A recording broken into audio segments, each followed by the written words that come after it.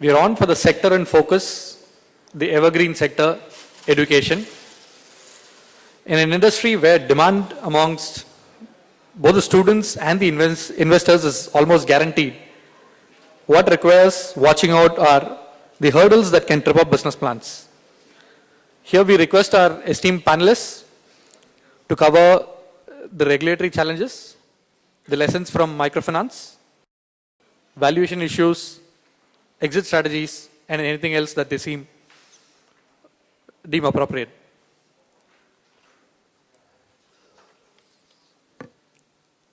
I welcome Siddharth Raja, partner Narasappa, Doraswamy and Raja, to moderate the panel. Siddharth is a partner at Narasappa, Doraswamy and Raja, a leading Bangalore-based law firm with extensive experience in private equity and venture capital transactions, as well as expertise in cross-border and domestic M&A, corporate finance, and general commercial law. Siddharth heads the private equity department at the firm. Prior to co-founding the firm, Siddharth was a partner for over a year at the Indian law firm, Udvadia and Udeshi, where he worked on various M&A, corporate and corporate finance transactions and assignments. Before relocating to India, he was an associate for about 3 years with the international law firm, O. Melvini and Myers, LLP, in their Hong Kong office, where he specialized in cross-border M&A, including representing China's leading e-commerce company, EachNet, in its acquisition by eBay. Apart from being an Indian lawyer, Siddharth is also a qualified English solicitor as well. Siddharth is a graduate from National Law School, Bangalore. Welcome, Siddharth.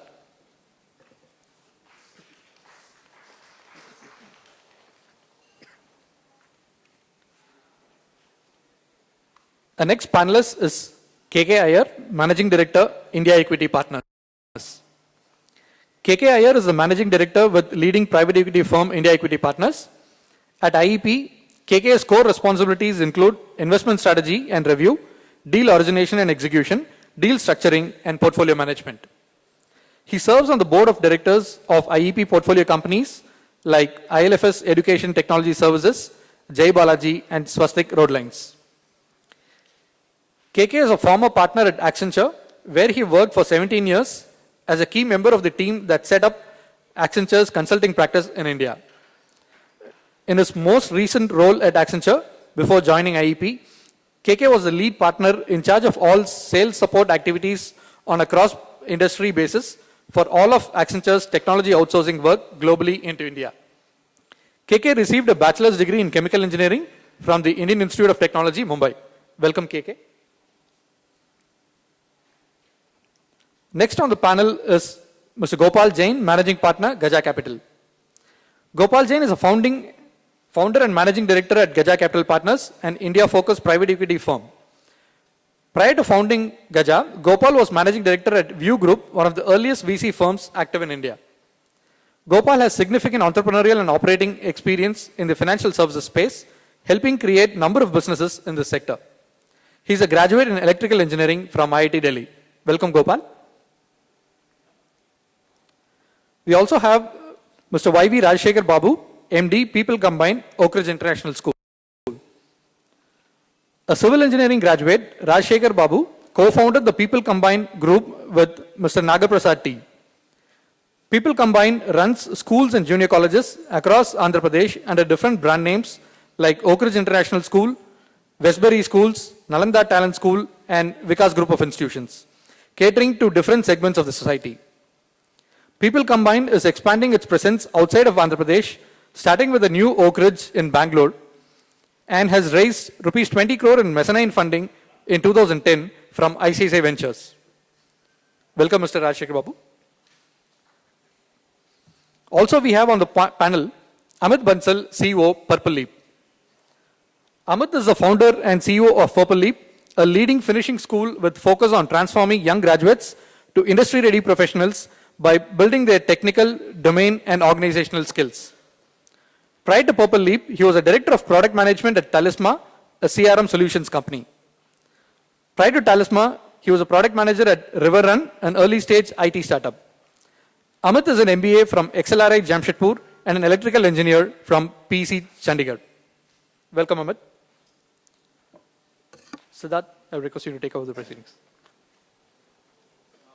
Good afternoon, everyone. Good to see all of you back after lunch. And I guess this panel and the panel which follows on healthcare are two sectors of this country's economy which, has been said earlier, never really faces issues with regard to perhaps a recession or any downturn. And I think therein lies some part of the story that we hope we will be able to engage with you on during the course of this afternoon. And that is in a sector which is of great social relevance for each and every one of us, as well as for all the millions of people in this country. What I'd like to do first is perhaps have each of the panelists speak for a few minutes about their involvement in the sector and what their current positions are with regard to the sector in terms of outlook. Perhaps maybe I could begin with you Gopal. Sure, thank you. At Gaja Capital, we've been investing in education since 2005. We're in fact very happy to sit alongside one of our entrepreneurs, Amit. Since 2005, we've made a number of investments. We've made 5 direct investments in education, and indirectly we've made close to 15 investments. It's been, of course, rich in experience. It has also been profitable for us. It's been a great experience, and I think we've done good. We would have wanted to do more. I think if you'd asked me a question 7 years ago as to how much will we do, let's say between 2005 and 2012 in education, I would have said probably twice as much. Both in terms of how much we've actually done and in terms of the progress, if I can use that term, of regulation, we are certainly behind the curve. But we continue to work with the investments that we've made. We continue to look for fresh investments, and we continue to look for interesting businesses that we can acquire through our existing investments. Thank you. Okay. Sure, thank you. You know, we at IAP, we've been looking at educational sector for about, not as long as Gopal has, but for about 5 years now. We made one significant investment about a couple of years back in the subsidiary of ILFS, and we're really quite happy about the way things are shaping up out there.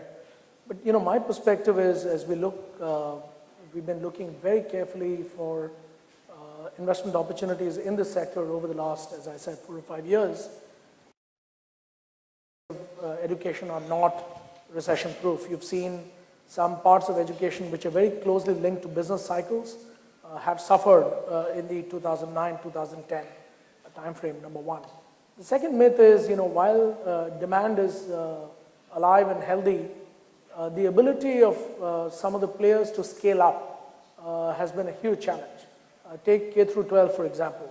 I think just availability, something as simple as availability of teachers, has actually hampered the ability of players to scale up. These are just 2 examples, and you've seen some of the valuations coming off. I think this is good for the sector because the froth gets out. You understand very clearly why you're investing in the sector. Hopefully, you know, you'll see a more benign and supportive policy framework being put in place. I'm not holding my breath expecting it to happen, but I'm hopeful that that will happen in the next few years. That's really where I sit on education. Amit? Sure. Thanks a lot. So we started our journey about 5 years back in 2007, and all of us were like 3 partners, and all of us were in very cushy jobs, and we were on the other side and realized that there's a huge gap in the kind of output which is coming from the colleges and what we expect. So we left our corporate jobs and decided to do something about it. And when we looked at the entire landscape, we looked at, I'm talking about 2007, we were having close to 1,500 engineering colleges with a capacity of around 7.5 lakh intake. And right now we are talking about like almost more than double the capacity of that, 3,500 colleges with a capacity intake of about 15 lakhs. So at that point of time when we looked at it, we saw that there is about 1 lakh of engineers which are coming out of the system who are actually ready for the workplace. And even those guys take about 6 months to get absorbed in the system. And the rest 6.5 lakh people are actually way beyond the expectations of the corporate world. And we wanted to make a difference at large. We didn't want to kind of just do a boutique small offering where we wanted to just take, let's say, 100 or 200 or 1,000 students and say that we will make a difference to these guys. We wanted to make a difference at scale, and given the kind of regulatory framework that all of us know that exists in the country, we couldn't change the curriculum. So we said that we are going to coexist with the system and still deliver value and still deliver quality and make sure that we are able to make a difference to the lives of those engineers who are coming out of the system and still not ready for the workplace. So we invested a huge amount of efforts and capital also in terms of creating the systems, creating the technology backbone, and the business model that we chose was that we will go right at the source. So we will go where the damage is being done right now and let the students start shaping up while they're still in the college. So we work right in partnership with the colleges. We make the investment in the technology backbone. We set up studios in Bangalore and in all the partner colleges and enable a technology-enabled learning environment. And right through the first year till final year, work with the students so that by the time they come out, they are ready for the workplace. So we work with close to 40,000 students. This semester is what we are going to be working with. But still at this volume also, despite being the largest in the country, we are still not even catering to 1% of the total population that is undergoing technical education in the country. So the problem is huge, opportunity is huge, but the effort which is going to take us to solve that problem is also going to be huge. Thank you, Amit. Good afternoon. People Combine, we are education entrepreneurs. We are in education for last 18 years. We manage schools. We manage the Oakridge International School, one of the flagship schools, which is the largest IB school in the country in terms of numbers. We are 2,700 students there. Though we started with, the reason is bread and butter, our philosophy of the time in education or anywhere is we have to give the world's best product or service to the customers and charge world's lowest price and achieve highest customer satisfaction and also achieve highest profits. Looks like with each other, but we strongly believe that's why we could achieve that India's largest international school in terms of numbers. Still, we charge around 1.5 lakhs for IB school, whereas in India, IB schools average fee is around 3.5 to 4 lakhs. So look at the example of Maruti 800 that is introduced in India. It's a world-class product when compared to Fiat and Ambassador, Rolls-Royce, and they were at 60,000 price and Maruti was at 45,000 price. And a fantastic experience Maruti has given. And of course, Maruti must be doing, we don't know the profits there, but definitely must have good profits. And number of examples we can go. McDonald's offering 25 rupees burger, world-class experience in India. So we strongly believe that, and that creates value to our customers. That's how that's going. Okay, thank you. Can I actually pick up on one topic actually that you touched upon?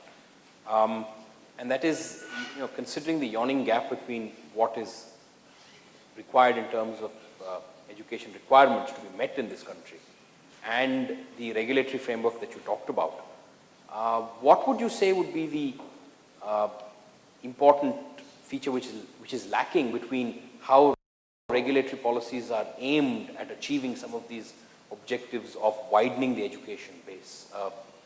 Maybe I could begin again with you, Gopal, and take it from there. So I think the one stark missing piece as far as regulation in education and regulation in some other sectors is concerned is that in almost every sector in India, the government is, or let's say the state is partnering with the private sector in terms of solving the problems inherent in that particular sector. Right. So let's take an example. Till 95, 96, we didn't have private sector participation in telecom. And Then regulation happened, and part of the regulation was a certain regulatory reform happened. We said, we're going to partner with the private sector and solve a problem. Right? I don't know whether we've solved a problem or created another one, but we certainly, I mean, you know, from 1 million of a couple of million landlines, we've gone to a point where there are something like 800 million connections, right? And telephony is ubiquitous. And certainly that level of problem has been solved. Similarly, healthcare, similarly, roads, infrastructure. So the one missing piece right now in our regulatory construct around education is clearly the seeming reluctance of the state to partner with entrepreneurs, which is people like you, me, I, people sitting in this audience, the private sector, educated entrepreneurs, to solve what is probably India's biggest and most immediate problem. That's the way I look at the regulatory construct. Actually, taking from there, if I were to ask you, Rajasekhar, but in your engagement with this, when you started up with your concern and then growing it to where it is today, would you say that the involvement of regulation of state authorities has been, what would your experience be of that? And what would you like to see change from that perspective, taking off from where Gopal left off? Add to Gopal's this thing. Unfortunately, in India, government has miserably failed in providing public education. So everyone accepted that this thing, there are around 1 million schools, out of which 93% are government schools, and only 7% are private schools. But if you look at the majority population, goes to the private schools. It may not be absolute majority, but 40% student goes to the private schools, which are at only 7% schools. Mm-hmm. That is the indication that public is accepting that private schools as a way forward for their children's education. Regulatory has many wings, like every state has its own regulatory, and there are challenges like every sector has, as Gopal said, and we have to come over those regulatory challenges, and we can. That of course is in the basic education space, but take that forward from basic education to what you do, Amit, is that, how would you see that regulation playing out, and the lack of it or the overreach of it impact upon your issues? Right. If you look at higher education, I would say there is a lot of private participation which has happened. So today, if you look at it, today we have got more than 3,500 engineering colleges and close to 2,000 odd MBA colleges. Bulk of it has come predominantly from private funding. Could be people's own money. So the capacity is there now. What we are possibly lacking in the higher education space now is the quality. Because if you look at last year, we had more than 35% of the seats in engineering college going vacant. And in MBA, if you look at it, the situation is even worse, where more than 60% of the seats are actually, there are no takers for that. And why it has happened is because when there was a huge mad rush for engineering education and MBA education, which was more like a social need for people to kind of get an engineering degree or an MBA degree, a lot of people just started investing in real estate. They just created colleges, they just created buildings.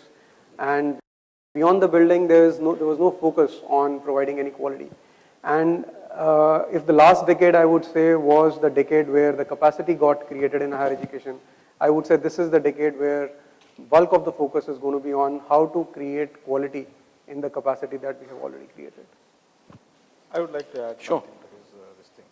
So for him, regulatory is a benefit actually, I feel, because certain states has control over the fees of higher education. So you can imagine the quality of the higher education there. So when the quality is very poor in higher education, because with the control, they can't charge more than 20,000 rupees for engineering. So what the quality you expect? So obviously people like Amit have a fantastic opportunity there when the regulatory is more stringent there, right? Right, absolutely.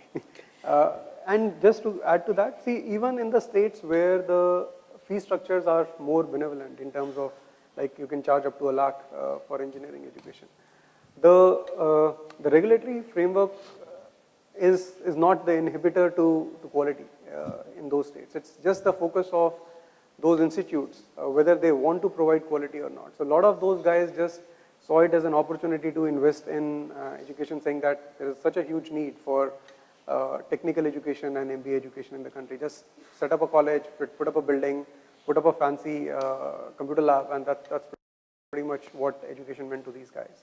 So it's fascinating to actually see both these entrepreneurs say it, and it's to the same point that, you know, I think let me put it in these words, that the moment you have, in any sector, not just education, the moment you replace a market-related paradigm with a not-for-profit paradigm, you increase the entry barriers for meritocracy and you reduce the entry barriers for aristocracy. Right? Let me repeat that. Take education, a not-for-profit regime has immensely increased the bar for meritocracy, which means Amit, who probably should be setting up one of the engineering colleges that he is right now solving problems at, cannot go to a Gaja capital, take capital, and actually set up a college. Who can set up a college? Another Mr. Amit Bansal, who's got land, who is willing to run a for-profit business in a not-for-profit structure, is willing to take cash out of the business, and is willing to pretend to run a not-for-profit business while running a for-profit business. So the Lala Mr. Amit Bansal can set up a college, but the professional XLRI MBA Mr. Amit Bansal cannot set up a college. Right? How much of that, if I could This is interject? what this government has ensured. No, how much of Now, how much of that is as a direct result of that regulation or from other factors which is true of this country in general? sometimes it's very simple. It is, you know, you have to go back to, for example, you know, what Charlie Munger says. You know, if a lot of economic activity has to be explained by non-economic. This is something purely non-economic. It's actually game theory. That when you come up with the not-for-profit paradigm, you increase the entry barrier for. I'll take another example from history. When bureaucracy was, the modern civil service was kind of being defined in Britain, initially it was not for profit. So, you know, magistrates, civil servants won't get salaries. The idea was that people who serve society should be becoming bureaucrats. And to this date, bureaucrats in this country aren't paid salaries. What have you ensured? You've only ensured that people who are willing to make money under the table become bureaucrats. Right? So same thing is happening in education. So you have a lot of capacity, as Amit said, which has been created, and 65 out of 100 seats are empty. But when it comes to quality, there is no quality because we have self-selected the wrong Amit Bansal. The Lala Amit Bansal, not the XLR MBA Amit Bansal.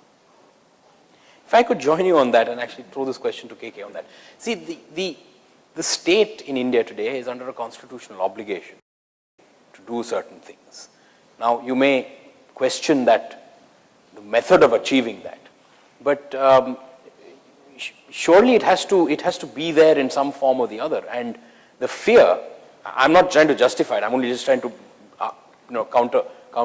put a point against what you were saying, or just put it up again, saying that the state therefore plays a critical role, right, in terms of both the infrastructure as well as the delivery. While you say that, the facts are very hard to sort of ignore and refute. What has the state achieved? To the point I think Rajasekhar made some time back, if you look at the data from the last 40 to 50 years, educational outcomes in any aspect of education provided by the state has been abysmal. I can understand the state being focused on providing, say, compulsory primary education to all the kids in the land. But why would the state want to very strongly regulate higher education? You take a country like China, I think they've put in place a very clear policy framework for higher education. And that's going to make it easier to attract capital, which today is a resource that the state does not have, into the sector.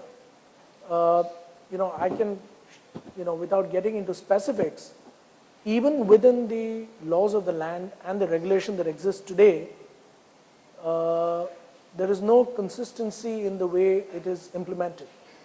We were looking at an investment opportunity in higher education a couple of years back, and this organization, this institution was operating under the laws of the land, and the state government stepped in, under some pressure and essentially rewrote the laws. So this institution was required to roll back what they had done by about 3 years. Now this gives zero confidence to promoters. It gives zero, even less confidence to investors. So to the point that you're making, I think it's important that the state focuses on a few areas where they think they can bring about some changes. But in some of the other areas, they should let market forces play out. For example, if you get colleges that they believe are profiteering and not providing commensurate value, the market will figure that out. You will see an exodus of students from such colleges. And eventually, and you take the example of IB schools. I think, again, you talked about it. 4 years back, everybody in the country was talking about building out a chain of 50 to 100 IB schools, each of them charging 5 lakh rupees a pop. How many of them exist today? Zero. And the reason is it's market forces at play, because people are going to stand up and say, if I'm going to be paying 5 lakhs per seat, what am I getting for it? That scale simply doesn't exist. At a different price point, I don't know if the price point is a lakh or lakh and a half. I think that demand exists. Let me flip over to the other side for a second.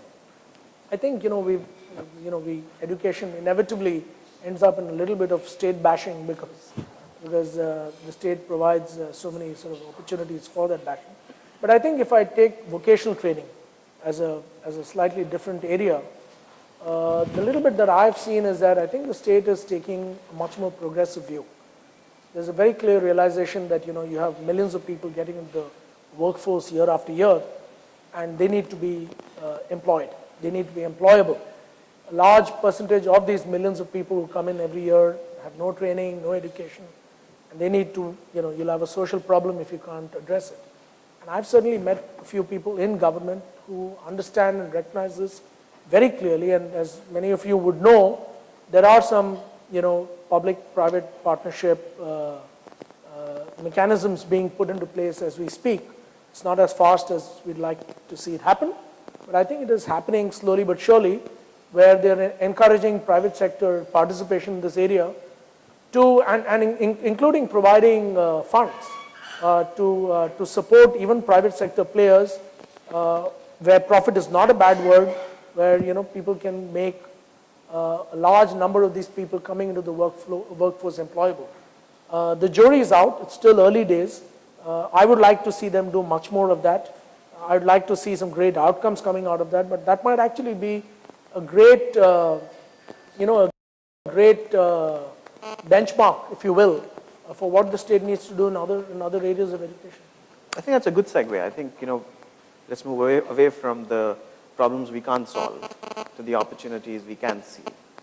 And I think Amit here is, both these entrepreneurs are good examples of people who are running businesses despite, the seeming complexity of regulation. There are large parts of education on which there is no regulatory overhang. Amit, you are serving the higher education sector, but you have no regulatory issues. And in fact, in some ways, it's very smart, right? I mean, he exists because of the problem. And the problem, so doesn't have to wait for the problem to be solved at that level. And there are pots of gold buried here, big and large and many, right? And I think that's what entrepreneurs need to take home as a message. And I'm sure you in the audience are already working on that. And as investors, I want to convey this message that our track record shows that we are keen to engage, that we are not waiting for the government to change its mind. There are areas in which there is complete clarity. In those areas, engagement is easier. And there are areas in which there isn't clarity. But if public good is happening, then we are willing to push the envelope. So, if that's the paradigm you're approaching, what would you say would be some of the key aspects that you look for in terms of, from a funding perspective, in terms of what can be available and what people should strive to achieve to make it viable, to make it attractive, despite the problems? You know, after having invested in this sector for 7 years, and every time there's a discussion on education, private investment, for-profit, not-for-profit, the discussion invariably goes to private equity. But I must say that, again, the bar for private equity when it comes to investing in education is much higher, you know, because we are not really long-term investors, you know, and education by nature requires a very long-term attitude. Having said that, I think the key is innovation. I think if there is one sector in India in which the ecosystem for innovation exists,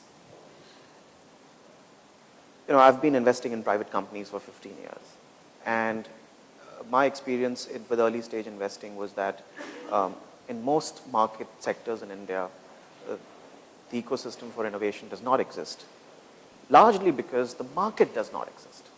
There is no market for innovation, but education is one of those areas in which the most important enabling criteria, namely the market, exists. So what are we looking for? We're looking essentially for innovation. You know, for us to create change and create value over relatively the medium term, we are willing to take risk and we are seeking innovation to solve problems that are not new, but with approaches that are new. I feel, more than the regulatory challenge, the challenge for investors, particularly into K-12 education, is the time period. So this is a long gestation project. Every school, particularly K-12 school, it's not a 3-4 years horizon. It's a minimum 5 to 8 years kind of horizon. That is the biggest challenge they need to address in this issue. The second one is people feel that really schools are minting this thing. It's not really that minting. It's a kind of annuity business. So it go on long term this thing. Initial years are really challenging. Initial 3-4 years are really challenging. But if you cross that initial years, it's a fantastic opportunity. You know, if I may just react, I think a couple of points. One is education is not by any stretch the only sector where you have to take a long-term view. You take sectors like power, you take sectors like even healthcare. You know, setting up a hospital, you know, if you're doing a multi-specialty hospital in a city, it takes 4 years to build it out, it takes another 4 years to fill it up. But you see no dearth of capital, no dearth of investors being attracted to some of these sectors. I think the challenge in education is, one is, of course, there's a timing element to it, but there's also an uncertain regulatory framework element to it. I think that's important. Today, you see people coming up with funky structures. You would know, Siddharth, of all people, that these structures have not been tested. So in a sense, we're all flying blind. We employ some smart lawyers. They come up with these structures and say, you know, this will work. And we're all flying with, you know, fingers crossed behind our backs. That's not a good situation at all. I need to have the certainty that if I'm putting in capital into a sector, I may not wait for that business to start necessarily, you know, spewing out cash. I may, as long as I know I can sell it to another investor, book my profits and get out, you know, that may be a good enough model for me to get into the sector.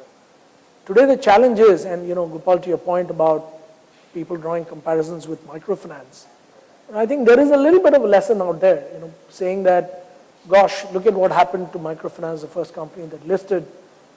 For a different set of reasons, you know, it sort of imploded. True. Can you have an entirely different set of reasons here, which might cause investments to get written down? And that's a big concern in you know, people's mind. Let's not fool ourselves. I think for innovation that you talked about, and I completely second you on that, you need the sector to be attractive. You need capital to be attracted to the sector. And today, I think you're in that gray zone. People are still smart enough, and they're looking for models which are non-regulated, areas where the government's tentacles sort of don't reach out, where you can still go out and make money. But you know, this is such a vast area. Why wouldn't you attract foreign investment? But good is not the enemy of great. Yes, we cannot wait for regulation to change. And I want to persist with this example. and hopefully, leave the audience with something. So let's take the school example. On one hand, our task is not made easier by regulation. And this is what Iyer was referring to when he said, we have to use these adventurous or slightly more kind of avant-garde structures to solve the problem. But that's not the only issue. When I meet 10 entrepreneurs who want to do schools, very few of them have something different to offer. And if as an entrepreneur, one is trying to partner with private equity, then you have to ask yourself a problem that how can I cut down the typical 7-8 year gestation period to a 4 or 5 year gestation period? And the answer to that lies in innovation. And there are going to be winners. There are people who are addressing this problem, have their own unique takes on this, think they can make a school work in 4 years instead of 8. And believe me, the opportunity and the upside is immense. There could be, in 20 years from now, there could be a $20 billion school company in India. Not just one, there could be multiple. So who's going to be the Bharti, who's going to be the Idea, who's going to be the Vodafone of the school space in India?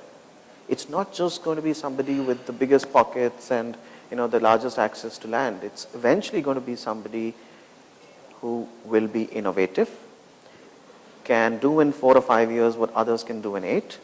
To your point, offer more at a lesser price point, is able to partner with the ecosystem, is able to leverage every aspect of the ecosystem, including private equity, financial institutions, and so on and so forth, and somebody who will not wait for regulation to change.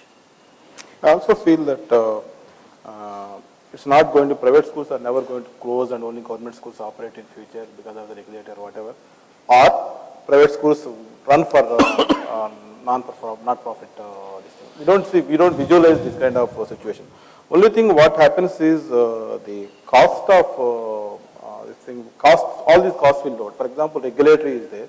Certain costs will load because of that, because we put some as a services, special services, so service tax come into picture. So these kind of costs will load into the system, and we should be able to charge the parent those costs.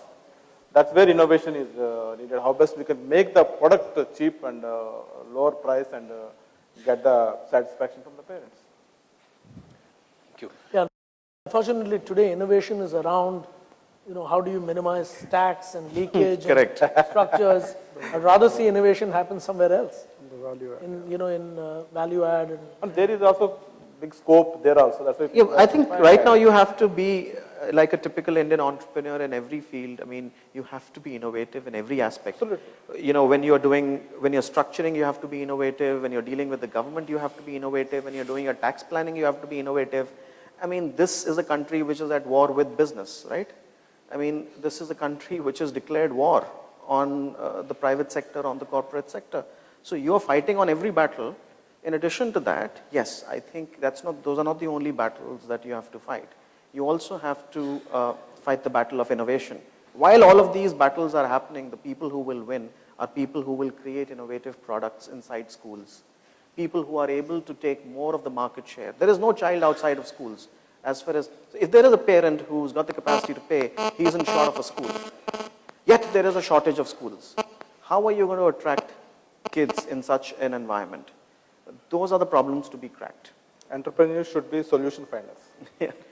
Before I throw it open for questions, can I just run one question through on and we spoke about it briefly before coming onto the panel, both from the school's perspective or from the sector's perspective as well as from the investor's perspective, is what is your view on the, and I guess a lot of people have that even from a consumer's perspective out over here, with regard to the Right to Education Act and its implementation. How will that impact you, for example, and how do you factor that issue in while evaluating such issues going forward, investments going forward? If I could give it to you first, what would be, I know the implementation has been delayed, it's like, but it will come sooner rather than later, right or wrong.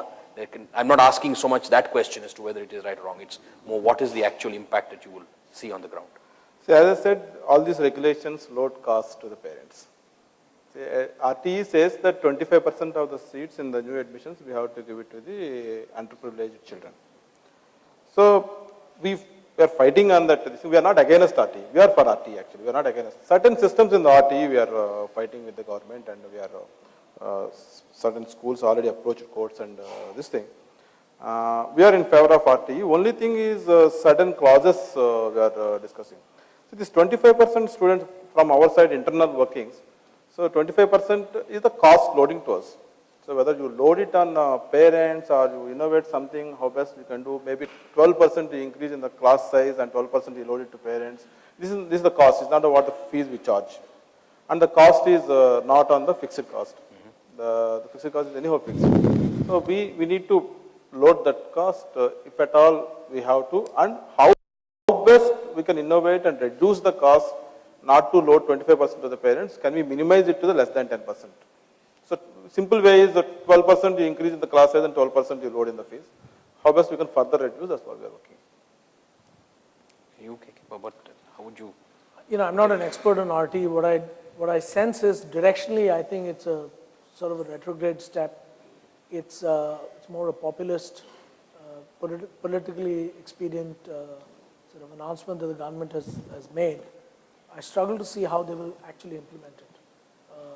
And I think, jury is out. I think we'll have to wait to see how these guys are going to actually implement it. And from our perspective, in terms of our own investment philosophy, it really doesn't change our investment philosophy. We still look for, interesting assets, innovative assets, people doing, new things, ideally in areas which are less regulated. So that's the way we continue looking at education. One way to describe RT is to say shampoo can hereafter only be sold in 1 liter bottles. And for every 7 liters of shampoo bottles you sell, you have to distribute 3 to poor people. Why? Because everybody's got hair and everybody has the right to use shampoo. So if this was the rule around selling shampoo, you wouldn't have the 1 rupee sachet around. And back to the innovation labor, and that's what I'm saying, that it has affected us. Because if you'd asked me 10 years ago, I was most excited about how we can use entrepreneurs in partnership with private capital to solve problems at the bottom of the pyramid. Right? How can we create great schools or even good schools at, let's say, 200 rupees a month or 300 rupees a month or 400 rupees a month, 600 rupees a month? Well, I'm still excited about that sector, and we are doing something through our not-for-profit initiatives. I think RT has kind of placed a cloud over a significant part of the pyramid, and it's very difficult to make an investment into a school which is right up front breaking a rule, right? Which doesn't have 2.5 acres, for example, or doesn't have teachers which are all, B.Ed. So many of those funny rules. So first of all, RTE is affecting consumers, is going to affect consumers, and RTE is affecting us. And unfortunately, it's actually, to use this shampoo example, it's actually affecting the ones that are the most vulnerable. It's affecting innovation at the bottom of the pyramid. Thank you for that. I think it's a thought we can leave. Maybe we could just throw it open for some questions. Yeah, folks, if you can have simpler questions, shorter, and if you could point it to the panelists, that'll help take more questions, and 3 questions at a time. Gentleman over here. This panel is going to...